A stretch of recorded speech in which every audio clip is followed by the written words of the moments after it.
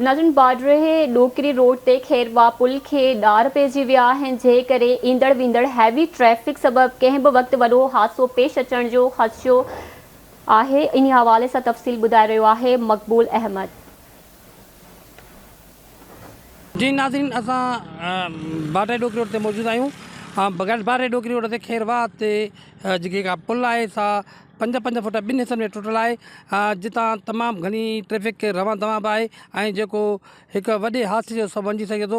अचो त उन हवाले सां ईंदड़ वेंदड़ माण्हुनि सां ॻाल्हि ॿोल कयूं त उनजो छा चवणु आहे। रोड सॼो उतां जेका क्रास आहे शाख जे मथां ठहियल रोड ते उहो मुकमल तौर ते ज़बून थी वियो आहे, उहो ड्रही वियो आहे ऐं केॾीमहिल को बि वॾो नुक़सानु थी सघे थो। राति जे ऊंदाही में का जे गाॾी लंघे, को बचण सां लॻे, का वैन वारो लंघे त या को कार वारो लंघे त हीउ वॾो नुक़सानु थी पवंदो। उनजे करे हुकूमत खे ऐं जेके बि इंतिज़ामिया आहे, रोड्स इंतिज़ामिया आहे या जेका हितां जा चूंडियल नुमाइंदा हुया ऐं हुननि जी ॻाल्हि हले थी पई त महिरबानी करे रोड खे फ़ौरन जेको आहे सो रोड जॾहिं बि ठाराइनि, पर हीउ जेको हिते क्रास आहे इन क्रास खे जेको आहे सो फ़ौरन ठारायो वञे त पीला दफ़ा सेट कराए ॾियनि, अचणु वञूं था पिया, तकलीफ़ आहे, का गाॾी ॾिसो था अचे वञे कान थी। पुल इहो ख़राबु थी वई, भरी पई आहे, हीअ ट्रैफिक 24 कलाक हलण वारी आहे। हिन महिल जेको आहे इंतिज़ाम आहे त ख़तरनाक कुझु वाक़ियो थी सघे थो।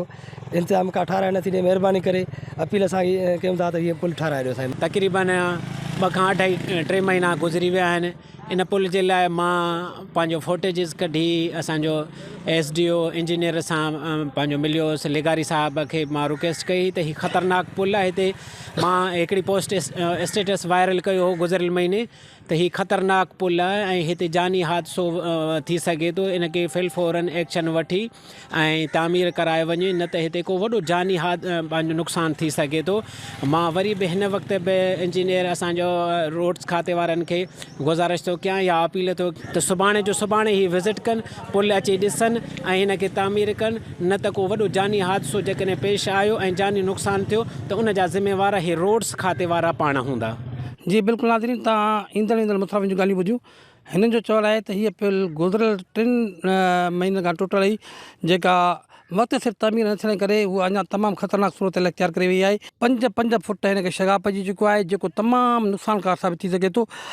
ईंदड़ वेंदड़ मुसाफ़िरनि जो चवणु आहे त हिन पुल खे जेके वक़्तु सिर तामीर न कयो हुयो त हीअ वॾे नुक़सान जो सबबु बणिजंदी। हिननि वस वारनि ख़ासि तौर ते जेको चीफ इंजीनियर इहो हाईवेज़ आहे या निगरान हुकूमत जे वज़ीर आला खां हिननि अपील कई आहे त हिन पुल खे फ़ौरन तामीर कराए कंहिं वॾे हादसे खां असां मुसाफ़िरनि खे बचाए वञे। मक़बूल अहमद कांदड़ो, आवाज़ी न्यूज़ बाडरे।